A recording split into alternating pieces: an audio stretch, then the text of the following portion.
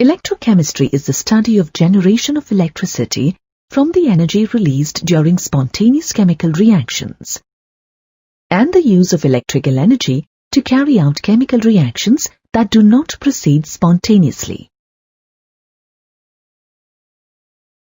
The study of electrochemistry helps us in creating new eco-friendly technologies because the reactions carried out electrochemically are energy efficient and less polluting. A large number of metals, such as sodium and magnesium, compounds like sodium hydroxide, gases like chlorine and fluorine, and many other chemical substances are produced by electrochemical methods. Batteries and fuel cells convert chemical energy into electrical energy and are used on a large scale in various instruments and devices. In human beings, the communication between the cells and the transmission of signals through the cells to the brain and vice versa have electrochemical origins. An electrochemical cell is a device that is capable of either producing an electric current due to chemical action or of producing chemical action due to the passage of electricity. There are two basic types of electrochemical cells. They are voltaic or galvanic cells and electrolytic cells. In voltaic cells, the chemical energy of a spontaneous redox reaction is converted into electrical energy. Voltaic cells are also called galvanic cells. The electrical energy produced by such batteries can be put to useful work, powering our cell phones, radios, and other devices. In electrolytic cells, electrical energy is required to carry out a non-spontaneous chemical reaction. When you recharge your cell phone battery, you are actually running an electrolytic cell. We will be focusing on voltaic cells in this module. Before we discuss how voltaic cells work, let's review the basics. Oxidation occurs when one or more electrons are lost. As a result, the oxidation number of a species increases. Shown here is an oxidation half reaction. Silver metal can lose one electron to form a silver ion. Reduction is defined as the gain of electrons. Note that the oxidation number of a species decreases when reduction occurs. For example, when a zinc ion gains 2 electrons, zinc metal is produced. We talk about half reactions because they only describe half of what is happening. If one species loses electrons, then another species must gain electrons. Oxidation cannot occur without reduction, and reduction cannot occur without oxidation. In an electrochemical cell, both oxidation and reduction must occur.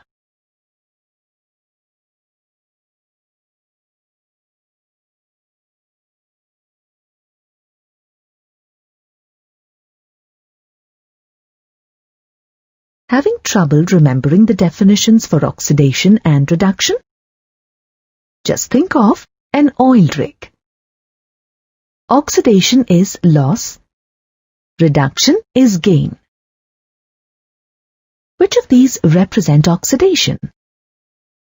Which represent reduction? Equation 1 is an oxidation half reaction. An electron is lost and the iron 2 ion becomes iron 3. Equation 2 is reduction. The aluminium ion gains 3 electrons to form aluminium metal, and the oxidation state of aluminium goes from +3 to 0. Equation 3 is a reduction equation. Electrons are gained. Equation 4 is oxidation. 2 electrons are lost. When building a voltaic cell, one often starts with a half cell.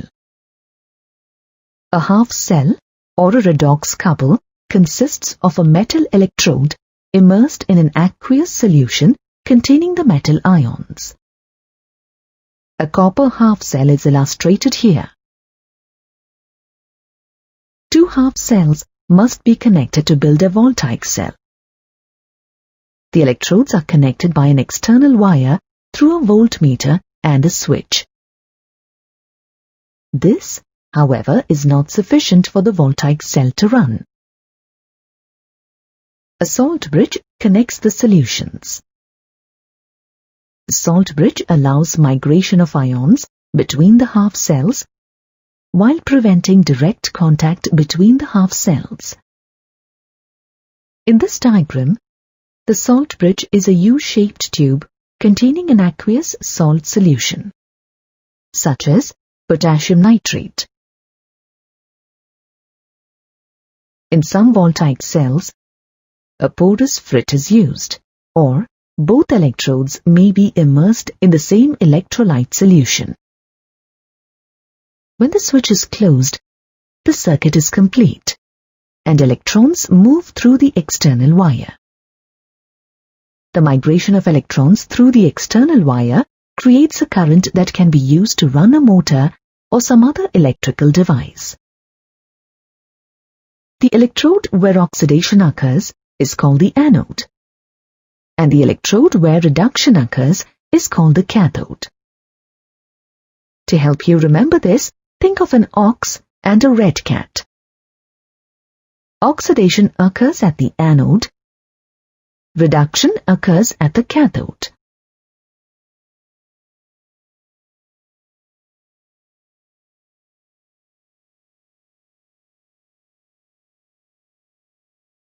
Let's consider what is happening at the electrode-electrolyte interface. Metal ions from the solution have a tendency to deposit on the electrode, trying to leave the electrode positively charged. Simultaneously, metal atoms from the electrode have a tendency to go into the solution as cations, leaving the electrode negatively charged. These two processes are competing. Depending on which process has the stronger tendency, a charge separation results. A potential difference develops between the electrode and the electrolyte, which is called electrode potential. When the concentrations of all the species involved in a half cell is unity, the electrode potential is known as standard electrode potential. As per IUPAC convention, standard reduction potentials are now considered as standard electrode potentials. As mentioned earlier, the anode is the electrode where oxidation occurs. The anode has a negative potential relative to the solution. By convention, the anode is considered the negative electrode in a voltaic cell. The cathode is the electrode where reduction occurs. The cathode has a positive potential relative to the solution. By convention, the cathode is considered the positive electrode in a voltaic cell.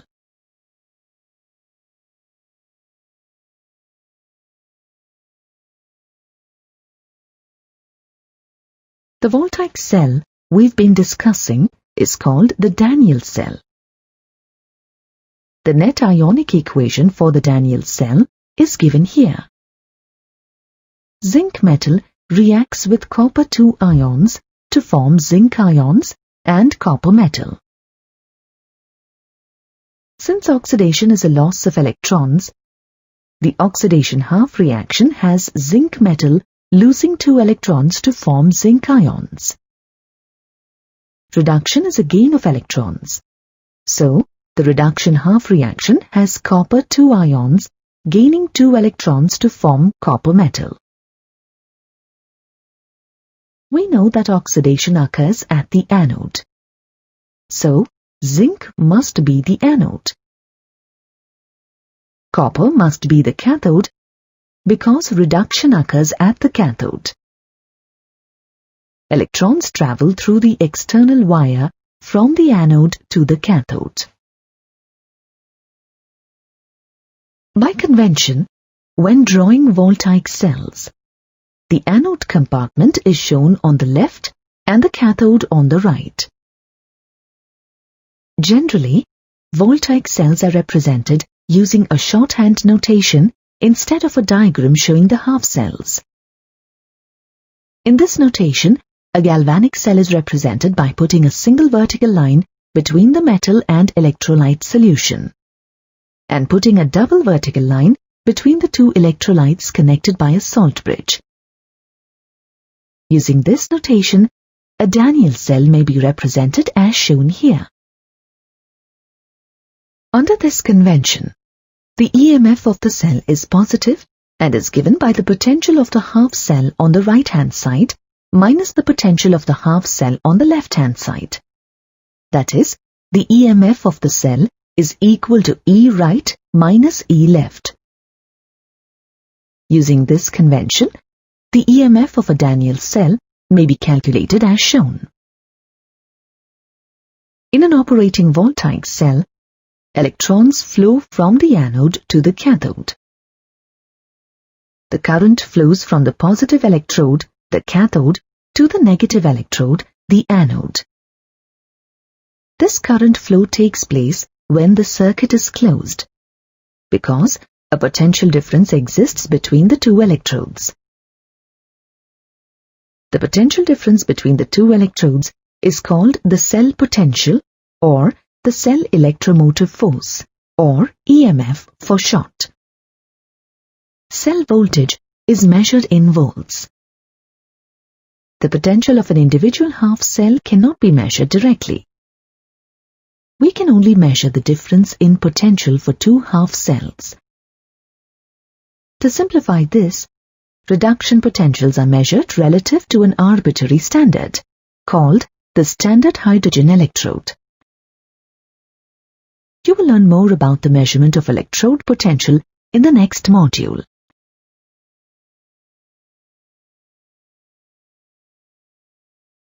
You have learned in the previous module that the potential of an individual half cell cannot be measured. You can only measure the difference between two half cell potentials, which gives the EMF of the cell. If the potential of a half cell is arbitrarily chosen as the standard, then the potential of the other half cell with respect to the arbitrary standard can be determined. Arbitrarily, the standard hydrogen electrode is chosen as the standard reference electrode. The standard hydrogen electrode consists of a platinum electrode coated with powdered platinum inside a glass tube. The platinum electrode is dipped into a 1 molar solution of hydrogen ions, and pure hydrogen gas is bubbled in at 1 bar of pressure. The standard hydrogen electrode is designed to carry out the half reaction shown here. A hydrogen ion plus 1 electron produces half a mole of hydrogen gas. By convention, the potential of the standard hydrogen electrode is assumed as 0 volts.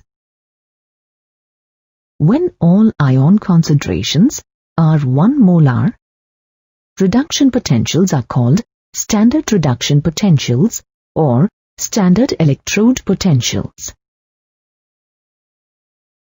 The standard electrode potential of an unknown half cell is determined experimentally by combining it with the standard hydrogen electrode.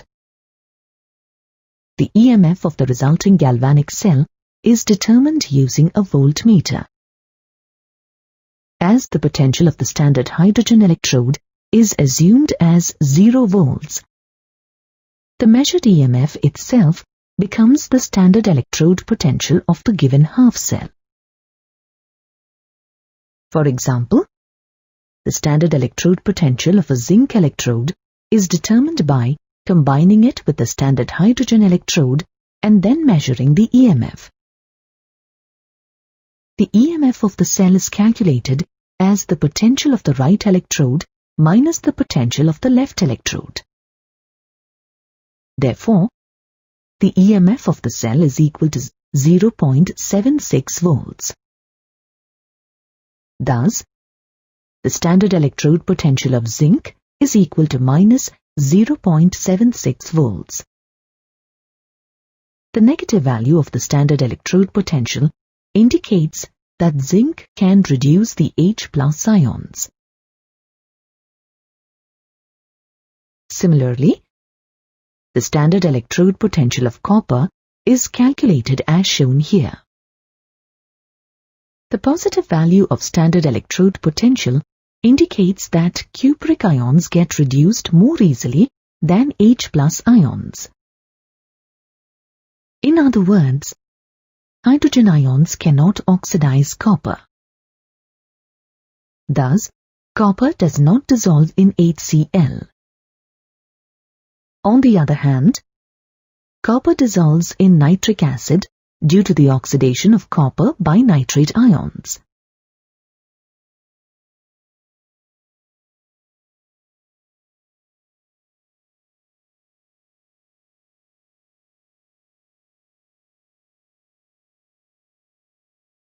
The values of standard electrode potentials of some electrodes are shown in the table here. If the value of E0 is greater than 0, then the reduced form of the species is more stable than hydrogen gas. If the value of E0 is less than 0, then hydrogen gas is more stable than the reduced form of the species.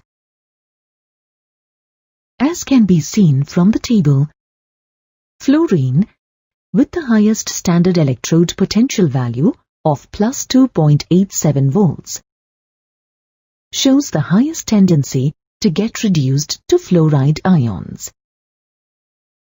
Hence, we can say that fluorine gas is the strongest oxidizing agent and fluoride ion is the weakest reducing agent.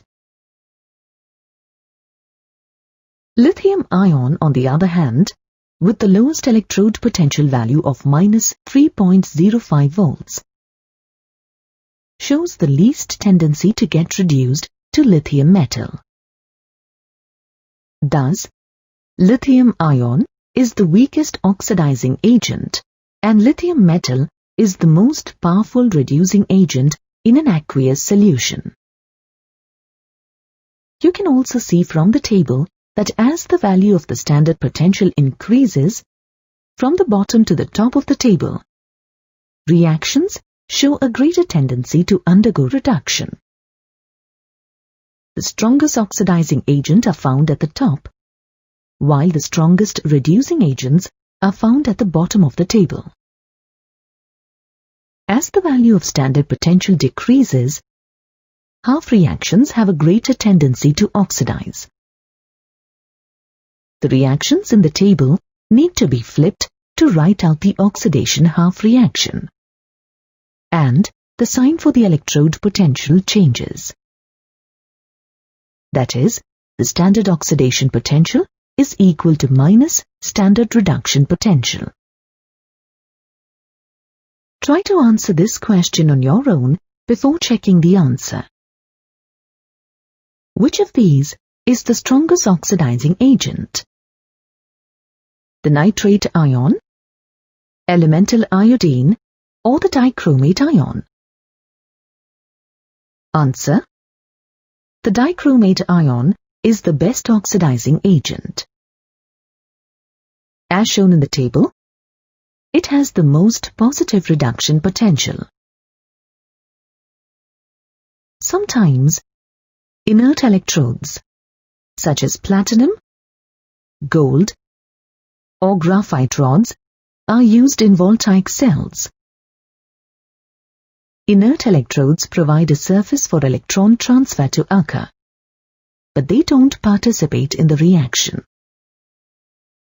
If inert electrodes are used, then the electrodes do not change in size as the spontaneous reaction proceeds. The potential difference between the two electrodes gives the cell potential. For voltaic cells, the cell potential is always positive. To calculate the EMF of the cell, add the potential for the cathode half reaction and the potential for the anode half reaction. The electrode with the positive reduction potential acts as the cathode, while the electrode with a negative reduction potential acts as the anode with respect to the standard hydrogen electrode.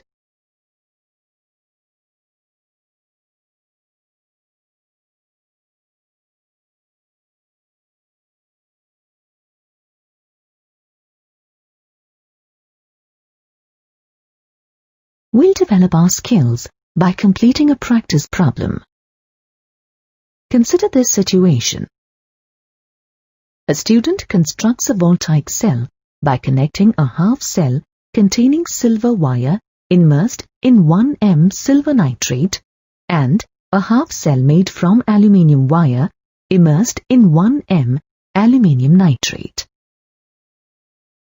Identify the anode and the cathode in the cell. Write the balanced net ionic equation that occurs. Calculate the EMF of the cell. Identify the direction of electron flow in the circuit. Identify the direction of ion movement through the salt bridge. Which electrode will get larger? Which electrode will get smaller? There's a lot to do here, so we'll work through the problem one piece at a time. Let's start by consulting our table of standard reduction potentials. The silver half reaction has a higher standard reduction potential than the aluminium half reaction. This means that silver has a greater tendency to undergo reduction than aluminium. Since silver has the higher standard potential, silver will undergo reduction. Aluminium has a greater tendency to oxidize, so we will need to write an oxidation half reaction for aluminium.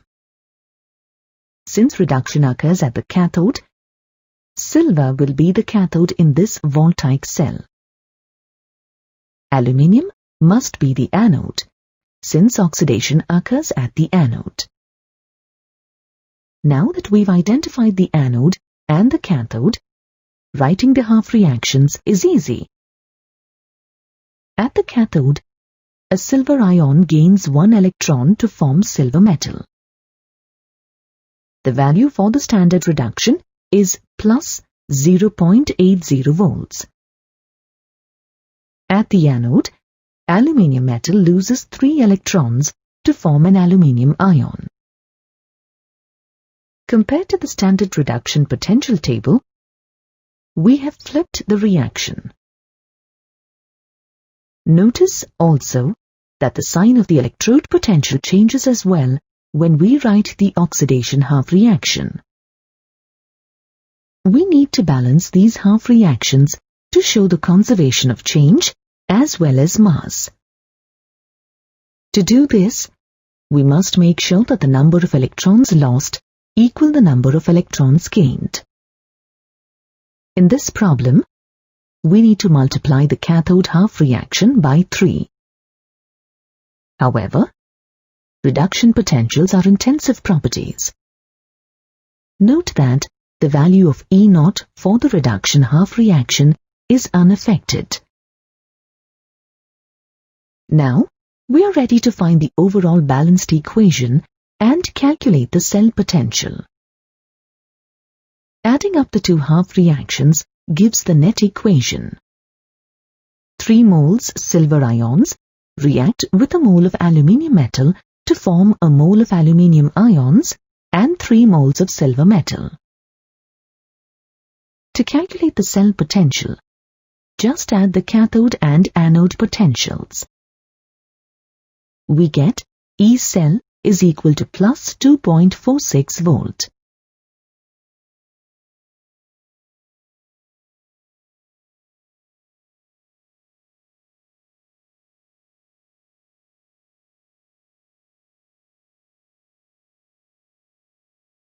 We have enough information now to draw a diagram of our voltaic cell. Electrons will flow through the external wire from the aluminium strip, the anode, to the cathode, silver. When the switch is closed, anions will flow from the salt bridge into the anode compartment, and cations will flow into the cathode compartment. As the cell runs, the aluminium electrode will get smaller, and the aluminium ion concentration will increase in the anode compartment. The silver electrode will get larger, while the silver ion concentration in the cathode compartment will decrease. Consider a voltaic cell, such as the Daniell cell we studied earlier. If an external opposite potential that is less than the cell potential is applied, the reaction will continue in the forward direction. If instead an external opposite potential is applied that is equal to the cell potential, the reaction stops altogether. There will be no current flow. If the external opposite potential is larger than the cell potential, the cell will now run as an electrolytic cell. The reverse reaction will occur. Electrochemical cells have a variety of uses. For example, pH meters use electrochemical cells. Electrochemical cells can also be used to measure solubility product constants and other types of equilibrium constants. They are also useful in potentiometric titrations.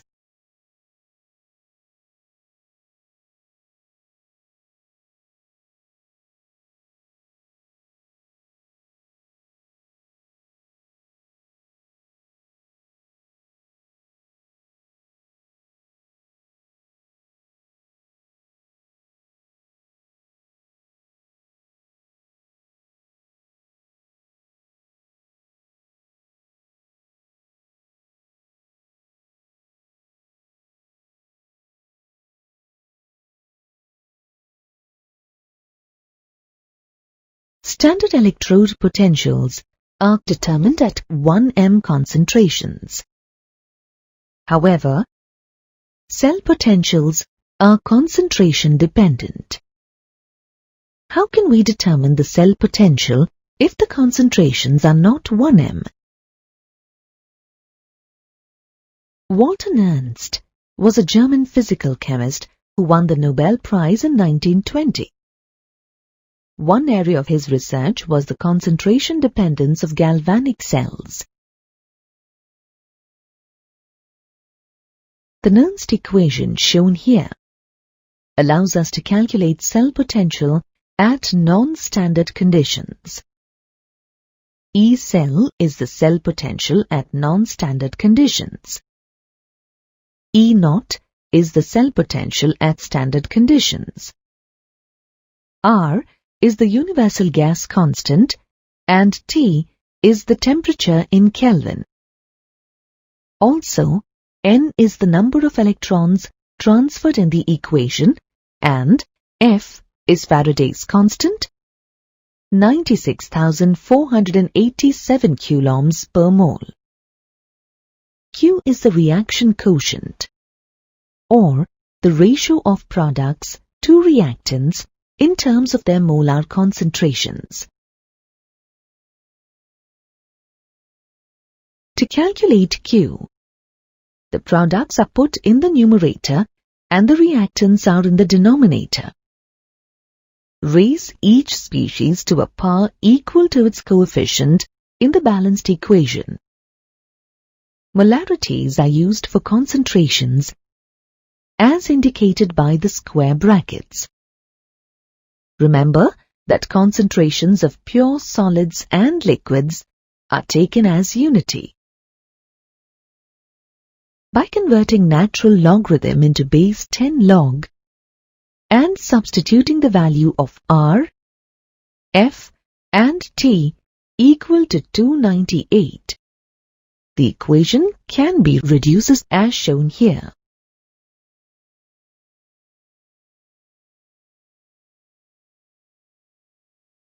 Let's work through a typical problem involving the Nernst equation. What is the cell voltage of a Daniell cell running with 0.1 molar zinc sulfate and 0.5 molar copper 2 sulfate at 25 degrees Celsius? The balanced net ionic equation is given here. Here's a strategy for solving the problem. First, you need to find E cell at standard conditions using our table of standard electrode potentials. Then, use the Nernst equation. From the half reactions, we see that 2 electrons are transferred in the overall reaction. Therefore, N equals 2. Now, we need to find E naught cell by using the equation shown here. E naught R is the electrode standard potential of a right-handed or reductive electrode, and E naught L is the left-handed or oxidative electrode. Now work out the expression of Q, the reaction quotient. Since the concentrations of solids are taken as unity, the reaction quotient Q becomes the concentration of zinc 2 ions over the concentration of copper 2 ions. Then, we can substitute our expression for Q in the Nernst equation as shown here. From here, we can substitute our values for E naught, N, and the ion concentrations into the Nernst equation. The ratio for Q can be simplified as 0.1 divided by 0.5 equals 0.2. Now, it's a matter of simplification of the expression E cell is equal to 1.12 volts.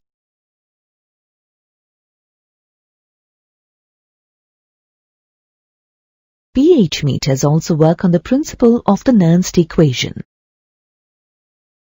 Here is a typical problem you might encounter. A hydrogen electrode is in contact with the solution with a pH of 9. What is the potential of the electrode? Let's work through this problem together. We'll start by listing what we know. Since we're told the pH is 9, the hydrogen ion concentration is 10 to the power of minus 9 molar. The equation for the hydrogen electrode is H plus 1 electron makes 1/2 hydrogen gas.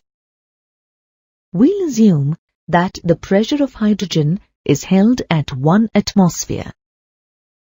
From the equation, we see that 1 electron is involved, so N equals 1. By convention, the standard potential is 0 volts. Now we can substitute this information into the Nernst equation. From the equation for the hydrogen electrode, we see that Q equals H2 over H plus.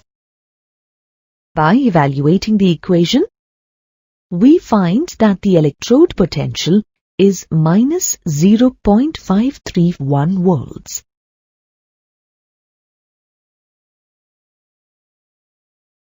Let's start our discussion with the example of a Daniell cell. As a Daniell cell starts functioning, the concentration of copper-2 ions starts decreasing, and that of zinc ions starts increasing.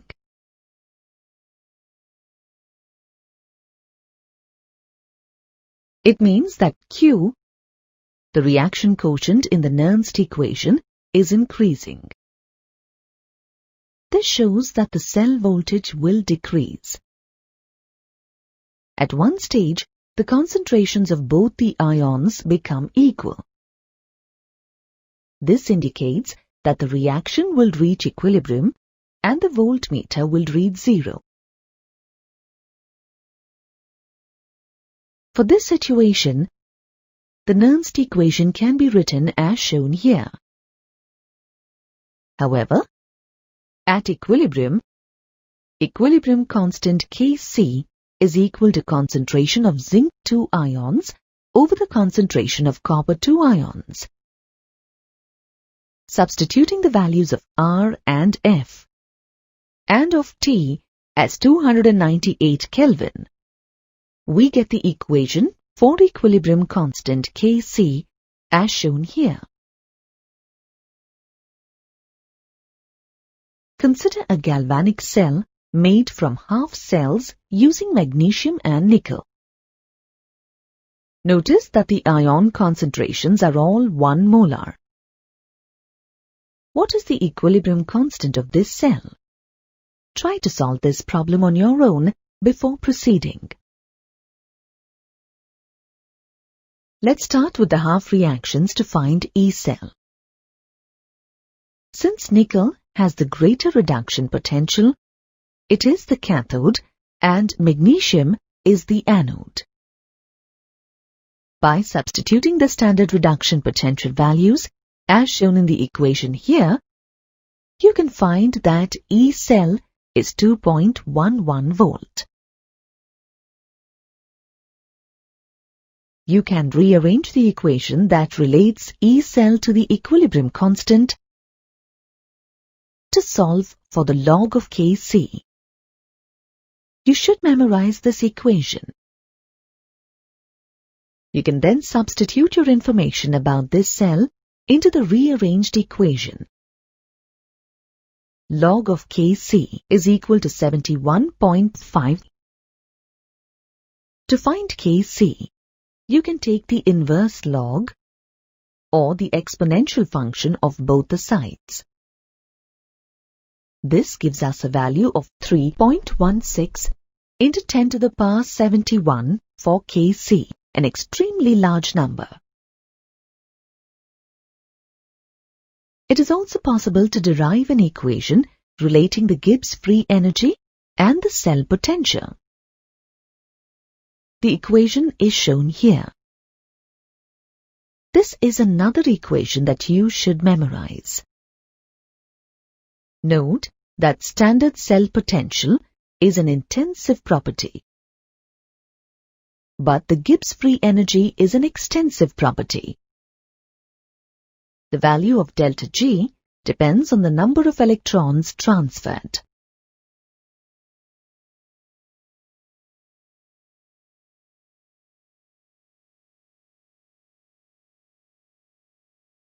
You already know that the Gibbs free energy is related to the equilibrium constant by the expression delta G is equal to minus RTLNK. With these equations, you can easily calculate the equilibrium constant and the Gibbs free energy for a given electrochemical cell. Let's consider a galvanic cell at 298 Kelvin. This cell is made from half cells containing aluminium and zinc, where the ion concentrations are 1 molar. From the table of standard reduction potentials, you can easily find that the standard cell potential at these conditions is plus 0.90 volt. We first need to look at the balanced equation. Since zinc has the higher electrode potential, zinc undergoes reduction, while aluminium undergoes oxidation. Notice that 6 electrons are transferred in the equation. 6 electrons are lost to oxidize 2 aluminium atoms to aluminium ions. Therefore, N is equal to 6. You know that delta G is equal to negative NFe cell. You can substitute these values in the equation. We get the Gibbs free energy is equal to negative 521 kilojoules. You can find Kc from E cell. Start with the equation relating E cell and Kc. Rearrange to find log of Kc and substitute. Log of Kc is equal to 91.525. So, we end up with a Kc value of 3.350 into 10 to the power 91. With the galvanic cell, the cell potential is always positive. It means that the Gibbs free energy for a galvanic cell is negative, which is consistent with a spontaneous process. A spontaneous process favors products. So, we see large values of the equilibrium constant.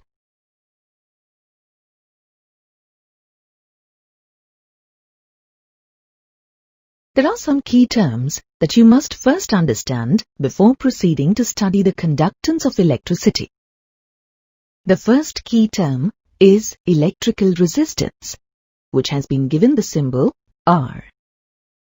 It is the opposition to the passage of an electric current. Resistance is measured in ohms.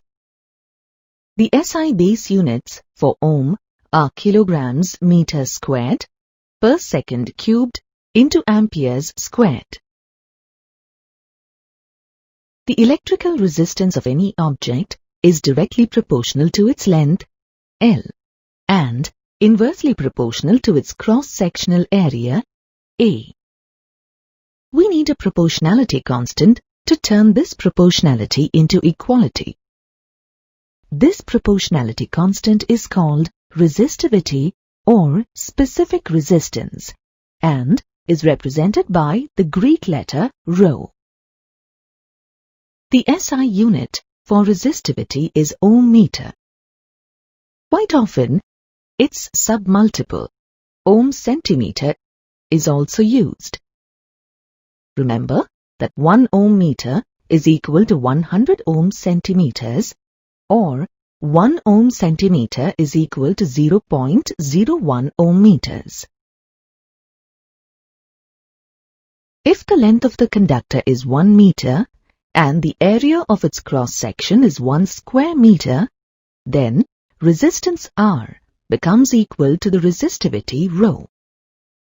Thus, resistivity is defined as the resistance of a substance when it is 1 meter long and has a cross-sectional area of 1 square meter. Conductance, which has the symbol G, is the inverse of resistance. Thus, we can write that G is equal to 1 upon R.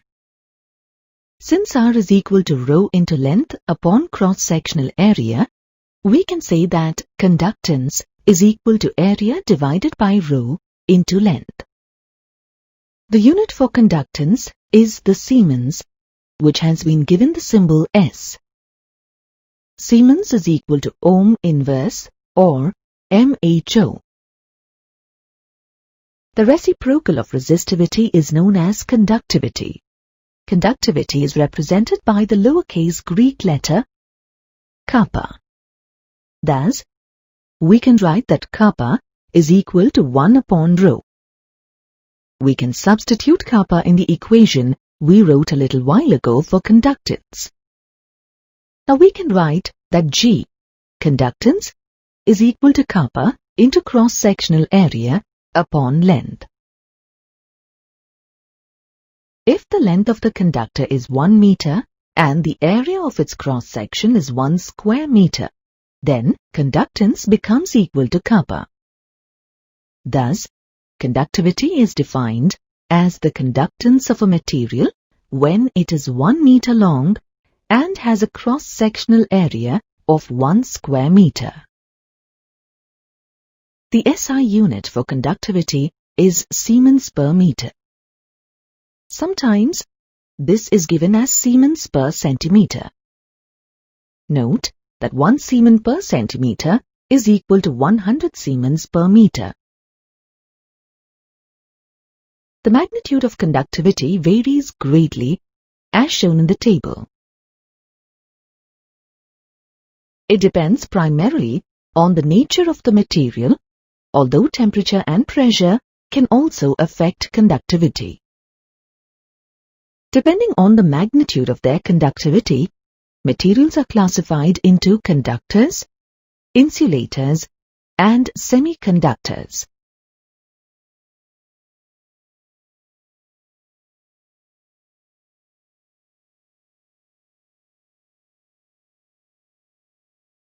Conductors are materials with large conductivities, such as metals and metal alloys. Some non-metals, including graphite, carbon black, and some organic polymers, also act as conductors. Insulators are materials with very low conductivity, such as glass and ceramics. Semiconductors have conductivities between conductors and insulators. These important electronic materials include silicon, doped silicon, and gallium arsenide. Apart from the three materials discussed, there are other special types of conductors known as superconductors.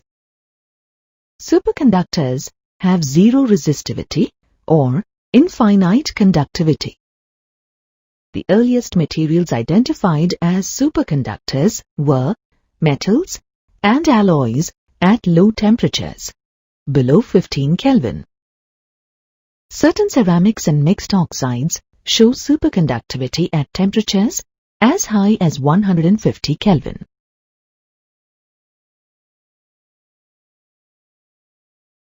Now let's discuss about the conductivity in metals, that is, metallic conductance. Metallic conductance, or electronic conductance, is the electrical conductance through metals. As the name indicates, the conductance is due to the flow of electrons in the metal. Metallic conductance depends on the nature and structure of the metal, the number of valence electrons per atom, and the temperature of the sample. Now, let's move on to the conductance in electrolytic solutions. You know that pure water exhibits conductivity, although it is very low. The concentration of hydrogen ions and hydroxyl ions in pure water is 10 to the power of -7 molar. Due to the presence of these ions in very low concentrations, pure water has a very low conductivity. When electrolytes are dissolved in water, ions are released into the solution. As the ions go into the solution, its conductivity increases. The conductance of electricity by ions present in a solution is called electrolytic conductance or ionic conductance. The conductivity of aqueous solutions depends on several factors, including the nature of the electrolyte, the size of the resulting ions, the solvation of the ions, the concentration of the electrolyte, and temperature. Directly measuring the conductivity of ionic solutions is problematic. Passing a direct current into an ionic solution changes the composition of the solution, as electrochemical reactions may occur. Also, unlike a solid conductor, such as a metal wire, we can't connect a solution to a Wheatstone bridge. To measure the conductivity of an ionic solution, we use a conductivity cell, like the one shown in the illustration here. A conductivity cell contains 2 platinum electrodes coated with platinum black, separated by a distance, L, with a cross-sectional area, A. An alternating current source is used as the source of power. The column of the solution separating the 2 electrodes then has a resistance described by the equation R is equal to rho into L upon A. The cell constant, G star, depends on the distance between the electrodes and their cross-sectional areas. G star is equal to L divided by A. The unit of cell constant is per centimeter. If we know the length and the area, we can calculate the cell constant directly.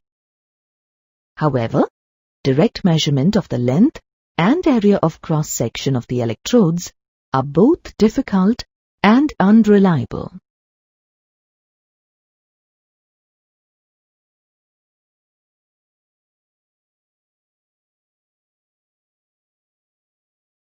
A better approach is to determine the cell constant by measuring the resistance of the cell when it contains a solution of known conductivity.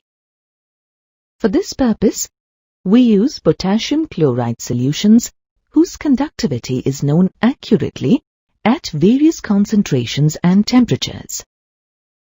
The table here shows the conductivity of different concentrations of potassium chloride solution at 298 Kelvin.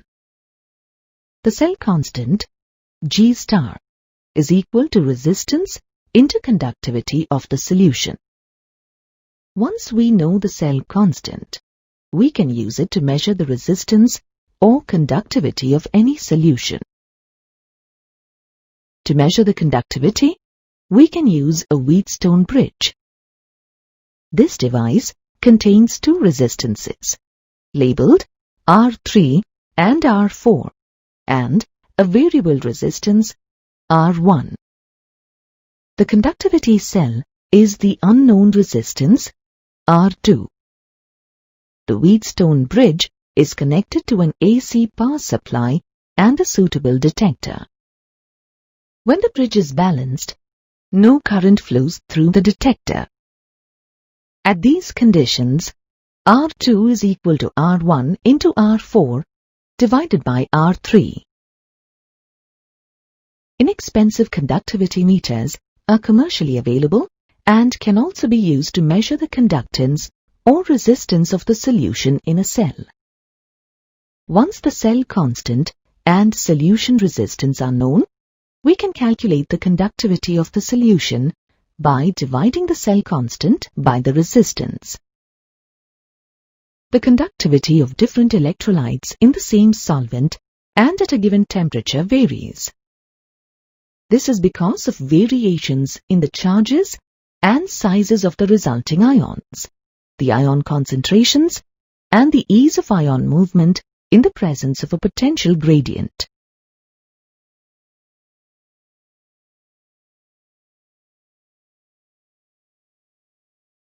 Therefore, we introduce the concept of molar conductivity, which uses the Greek letter lambda with a subscript m as its symbol. Molar conductivity is related to solution conductivity by the equation lambda m is equal to kappa, or conductivity divided by concentration of the solution. If concentration is expressed in moles per cubic meter and conductivity in Siemens per meter, then the unit for molar conductivity can be written as Siemens meter square per mole. To use molarity, which is a far more common concentration unit for chemists, we need to convert the units, resulting in the second equation given here. Let's work through a typical problem together. A conductivity cell is filled with 0.1 m KCl. The resistance of the KCl solution is 200 ohm. The same conductivity cell is filled with 0.03 m NaCl, and the cell resistance is 500 ohm. What is the conductivity and molar conductivity of 0.03 m NaCl? The conductivity of 0.1 m KCl solution is 1.29 Siemens per meter. Note that there are multiple parts to the problem. Here's our strategy. First, we need to find the cell constant, G star. We can do this by using the information given about the KCl solution. We know that G star is equal to conductivity multiplied by resistance. Given that the conductivity of a 0.1 molar potassium chloride solution is 1.29 Siemens per meter. Remember that Siemens is equal to inverse ohms. The resistance of the solution is measured to be 200 ohms. Therefore, the cell constant is the product of 1.29 times 200.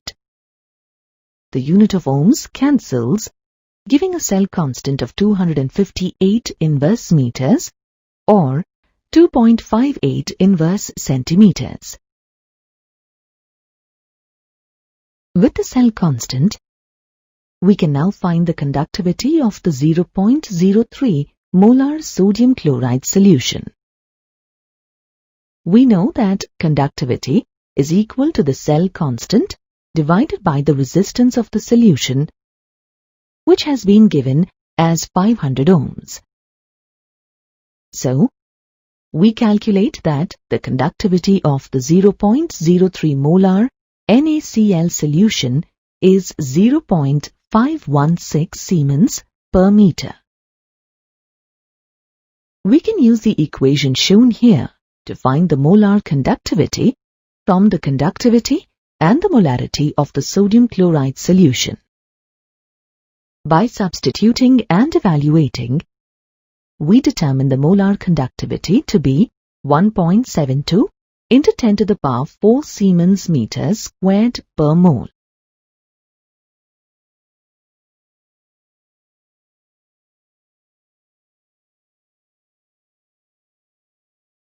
The conductivity and molar conductivity of an electrolyte change with the concentration of the electrolyte. As concentration decreases, conductivity decreases for both strong and weak electrolytes. This is because there are fewer ions per unit volume to carry current as the solution is diluted. However, molar conductivity increases as concentration decreases. The variation is different for strong electrolytes and weak electrolytes. Before we discuss the concentration dependence of molar conductivity, we must first understand the idea of limiting molar conductivity. This is the conductivity of a solution as its electrolyte concentration approaches zero. Limiting molar conductivity is given the symbol lambda m naught. The molar conductivity of strong electrolytes is weakly dependent on concentration. If we plot a graph of molar conductivity against the square root of concentration, we see that the y-intercept is the limiting molar concentration.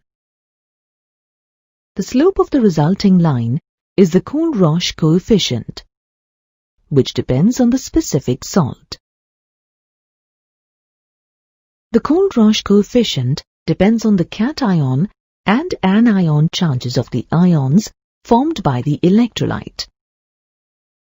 You can classify electrolytes by the charges formed. For example, NaCl is considered to be a 1,1 electrolyte, since the sodium ion is +1 and the chloride ion is -1. Using similar reasoning, you can classify calcium chloride as a 2,1 electrolyte. Magnesium sulfate is a 2,2 electrolyte.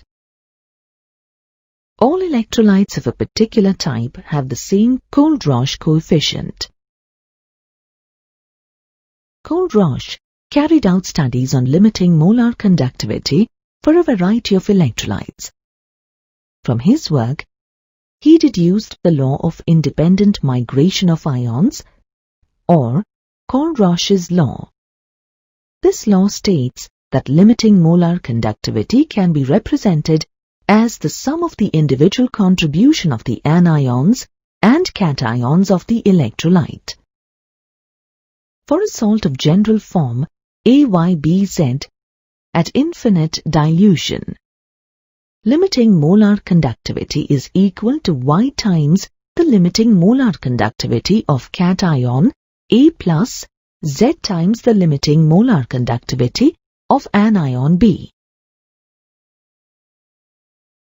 Try to work through this problem on your own before checking the answer. Calculate the limiting molar conductivity for sodium sulfate from the data given here. Sodium sulfate contains 2 sodium ions and 1 sulfate ion. From Kohlrausch's law, the limiting molar conductivity is equal to 2 times the limiting molar conductivity of sodium ions plus the limiting molar conductivity of the sulfate ions. Substituting the values from the table, we get the limiting molar conductivity of sodium sulfate as 260.2 Siemens, centimeter square per mole.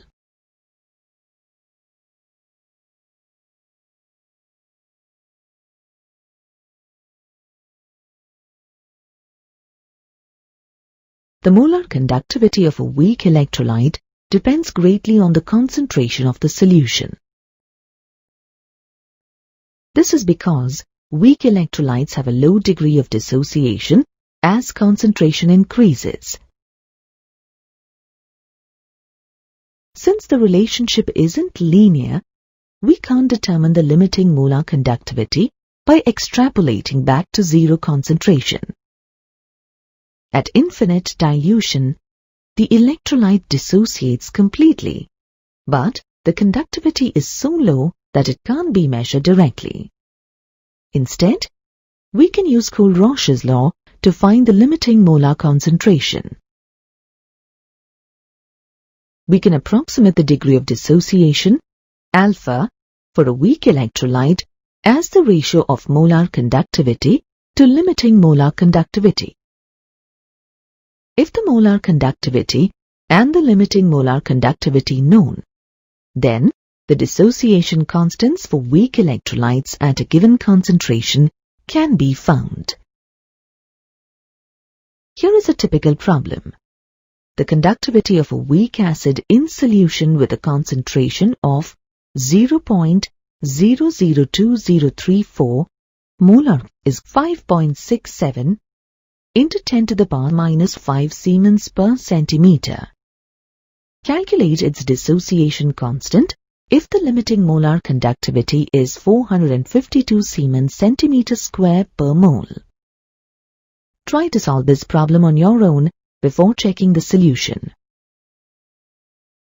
First, find the molar conductivity using the equation you learned earlier. On substituting the values, we get the molar conductivity as 27.88 Siemens centimeter square per mole. Now, you can find the degree of dissociation for this weak acid, since you know that alpha, the degree of dissociation, is the ratio of molar conductivity and limiting molar conductivity. By substituting the values and simplifying, we get the degree of dissociation as 0.06168. With the value of the degree of dissociation in hand, we can use the equation relating Ka and alpha. Substituting the values, we get Ka is equal to 8.25 into 10 to the power minus 6.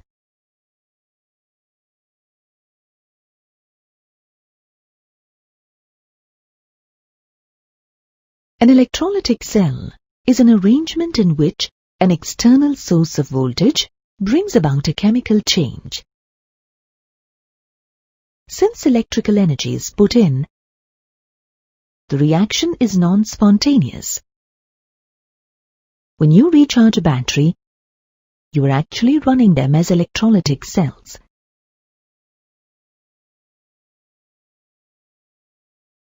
Let's look at a simple electrolytic cell. As shown in the diagram here, it consists of 2 copper electrodes immersed in an aqueous copper sulfate solution. The electrodes are connected to a DC power supply. When the power supply is turned on, reduction occurs at the cathode, which is the electrode connected to the negative lead of the power supply. Oxidation occurs at the anode, which is connected to the positive lead of the power supply.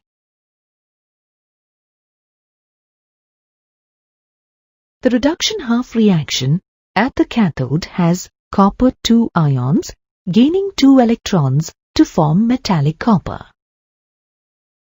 At the anode, copper metal undergoes oxidation by losing 2 electrons to form copper 2 ions. Students often find it difficult to remember the difference between galvanic and electrolytic cells. In galvanic cells, the anode is considered to be the negative electrode, and reactions are spontaneous. The cell potential is always positive, and the change in Gibbs free energy is negative. In electrolytic cells, the cathode is considered to be the negative electrode, and the reactions are non-spontaneous. The cell potential is negative, and the change in Gibbs free energy is positive. Remember, in any cell, oxidation occurs at the anode and reduction occurs at the cathode.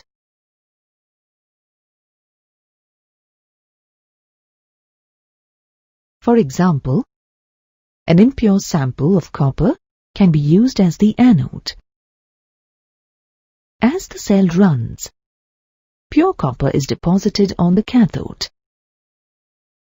Less reactive metals, such as silver and gold, and non-reactive impurities fall to the bottom as anode sludge. Similar processes are used to produce sodium, magnesium, aluminium, and other metals on large scales. Michael Faraday was the first scientist to quantitatively study electrolysis.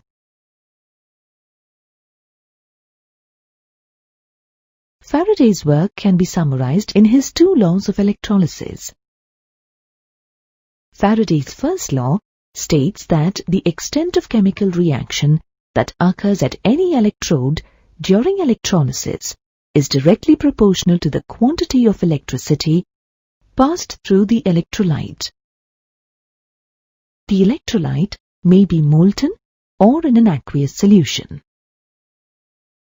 In other words, the mass of an element that deposits at an electrode during electrolysis is proportional to Q, the total amount of electricity passed through the cell. Faraday's second law states that the amounts of different substances produced by the same amount of electricity passing through the electrolytic solution are proportional to their equivalent masses. Equivalent mass can be calculated by dividing the atomic mass of a metal by the number of electrons needed to reduce a cation. The amount of charge Q passed through the cell can be determined from the product of current and time. To determine the charge in coulombs, multiply the current in amperes by the number of seconds for which it was applied. The stoichiometry of the half reaction needs to be considered in quantitative electrolysis. The half reaction relates the number of electrons to the metal deposited. For example, in the reduction of silver ions, 1 mole of electrons is needed for each mole of silver ions that reduce. You know that the charge on one electron is equal to 1.6021 multiplied by 10 raised to the power of minus 19 coulomb. Hence, the charge on 1 mole of electron is equal to the product of the charge on an electron and the Avogadro number. This can be written as the product of 1.6021 multiplied by 10 raised to the power of minus 19 and 6.02 multiplied by 10 raised to the power of 23. Therefore, the charge on 1 mole of electrons is equal to 96,487 coulombs per mole. This quantity of electricity is called Faraday, which is symbolized by capital F. Sometimes, this is rounded off to 96,500 coulombs per mole of electrons. Now use all this information you just learned to solve a problem. A 2.50 ampere current is passed through molten magnesium chloride for 15.0 minutes. What is the mass of magnesium deposited at the cathode? Let's work through this problem together. First, we'll find the charge that passed through the cell. You know that charge in coulombs is equal to the current in amperes multiplied by the time in seconds. We need to convert 15.0 minutes into seconds. 15 minutes into 60 seconds per minute is equal to 900 seconds. The current is 2.50 amperes. The charge that passed through the cell is then 900 seconds times 2.50 amperes, which is equal to 2,250 coulombs. From the half reaction, we see that 2 moles of electrons are needed for each mole of magnesium atoms that form. Therefore, we require 2 Faradays, or 2 multiplied by 96,487 coulombs, to deposit 1 mole, or 24 grams of magnesium. Therefore, for 2,250 coulombs, the mass of magnesium deposited is equal to 24 grams per mole multiplied by 2,250 coulombs divided by 2 multiplied by 96,487. Thus, 0.2798 grams of magnesium is deposited at the cathode.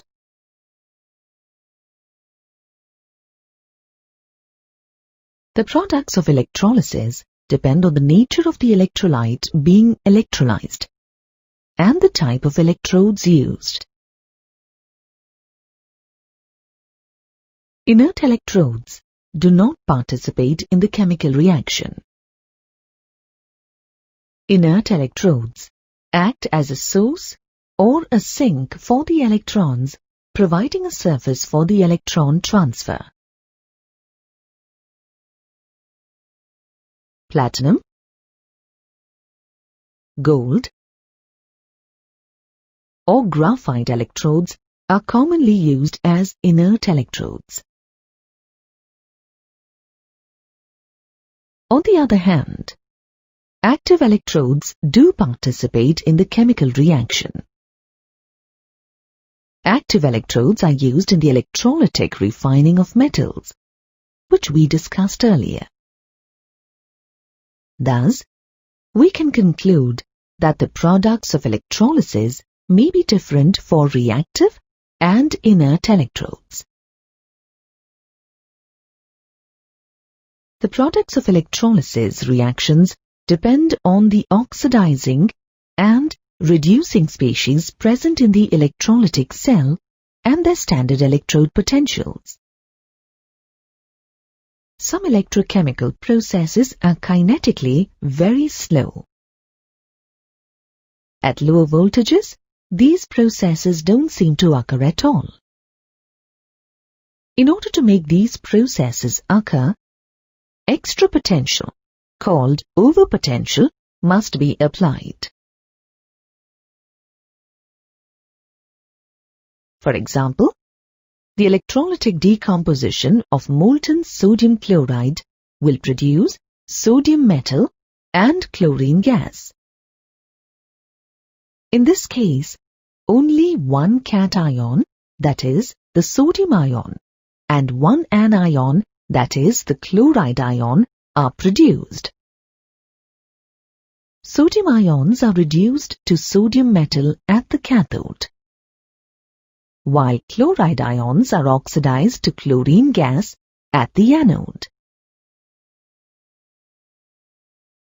The electrolytic decomposition of aqueous sodium chloride solution, on the other hand, produces sodium hydroxide, chlorine gas, and hydrogen gas. In this case, besides sodium and chloride ions, hydrogen ions and hydroxide ions, along with water molecules, are present. Let's look at this process in detail. At the cathode, either sodium ions or hydrogen ions may be reduced. As the hydrogen ion has a higher standard electrode potential than sodium, it gets reduced. However, hydrogen ions are produced by the dissociation of water. Hence, the net reaction at the cathode may be written as the sum of these two reactions. Thus, we have the reduction of water as per the equation shown here.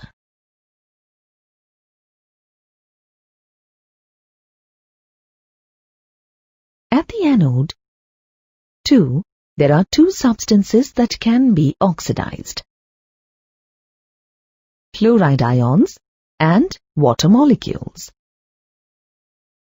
At first glance, it would seem easier for water to get oxidized than chloride ions, since the electrode potential of water is lower than that of chloride ions. However, the oxidation of water is a kinetically slow process. Hence, an extra potential called overpotential is needed for the production of oxygen. This explains why chlorine, but not oxygen, is produced during the electrolysis of aqueous sodium chloride. The net reactions of electrolysis of an aqueous solution of sodium chloride are as shown here. It is more challenging to predict the products of electrolysis reactions in aqueous solutions.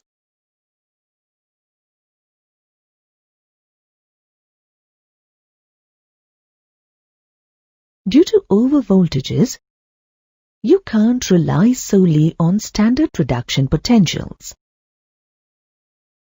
Reduction will occur at the cathode, but there are two possibilities for the reduction half reaction. First, ask yourself if the cation is a transition metal or a representative metal cation. Transition metal cations will undergo reduction, since they have favorable reduction potentials. Representative metal cations will be too difficult to reduce. Instead, water will be reduced at the cathode, forming hydrogen gas.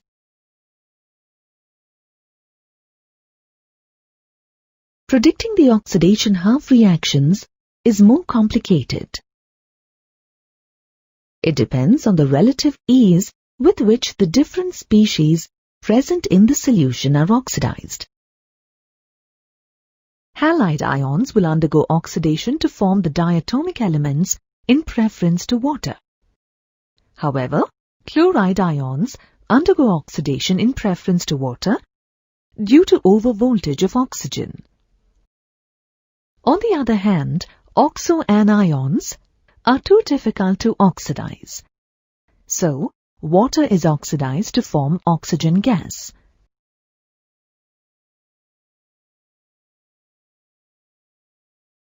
The ability of a cation to be reduced or an anion to be oxidized not only depends on their standard reduction potentials, but also on their concentrations. Hence, to account for the effects of concentration, the standard electrode potentials are replaced by the electrode potentials given by the Nernst equation. In dilute solutions of sulfuric acid, water will be oxidized to release oxygen gas. However, in concentrated solutions of sulfuric acid, the formation of the peroxydisulfate ion is favored.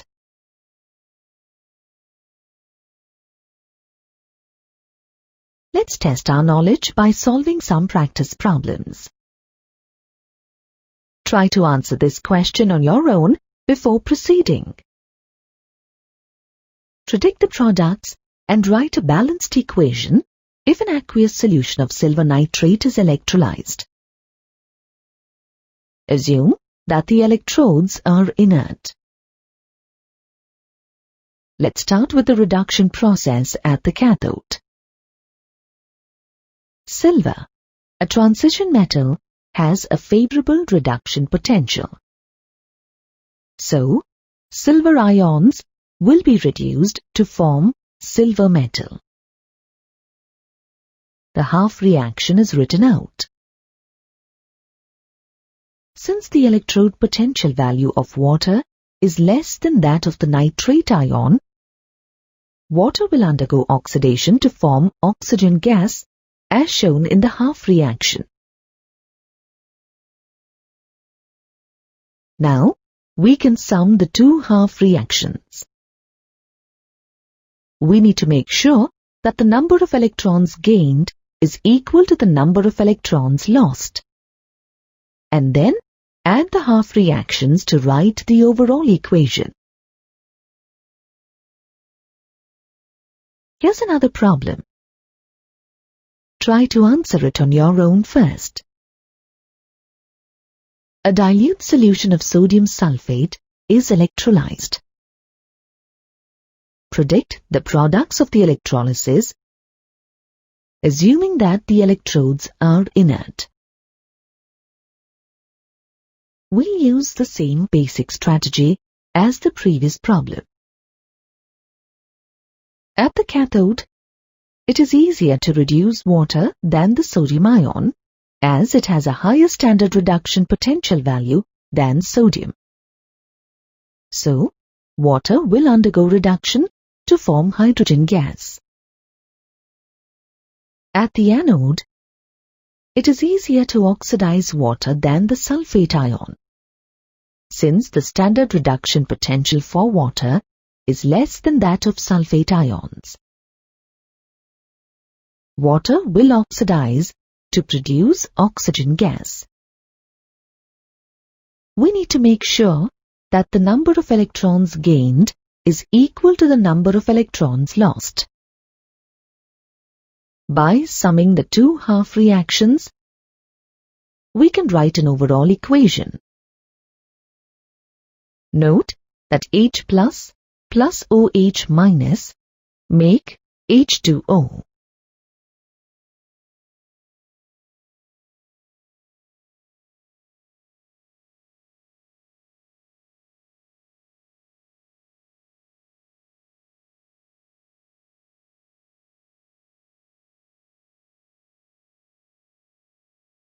If you have ever observed rusted iron, tarnished silver, or the green patina that develops on copper or bronze, then you are familiar with corrosion. Corrosion is the term used to describe the process of the surface of metal objects getting covered by oxides or other salts of the metal. In corrosion, the metal is oxidized by losing electrons to oxygen, forming oxides. Corrosion is essentially an electrochemical process. Let's look at the corrosion of iron, which is commonly known as rusting, in detail. Iron corrodes in the presence of water and air.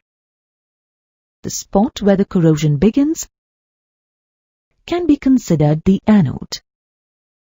Here, iron loses 2 electrons to form the iron 2 ion. The oxidation half reaction has an oxidation potential of minus 0.44 volt. The electrons thus released then move to another spot on the metal, which then behaves as the cathode. At this spot, oxygen is reduced in the presence of a hydrogen ion to form water. The hydrogen ions are believed to be available either from carbonic acid that is formed when carbon dioxide dissolves in water, or due to the dissolution of other acidic oxides from the atmosphere. The reduction potential for this process is 1.23 volts. In the overall equation, iron is oxidized to iron 2 ions, while oxygen is reduced to form water. The cell potential is 1.67 volts, consistent with a spontaneous reaction. The ferrous ions formed are then further oxidized by atmospheric oxygen to ferric ions in the form of hydrated iron 3 oxide, commonly known as rust. It is very important to prevent corrosion because it damages electrical towers, bridges, buildings, which can collapse as a result, and ships, which can develop a breach. Corrosion can also force major industrial plants, such as power plants or chemical processing plants, to be shut down. Hence, corrosion not only results in loss of money, but also endangers public safety. How can corrosion be prevented?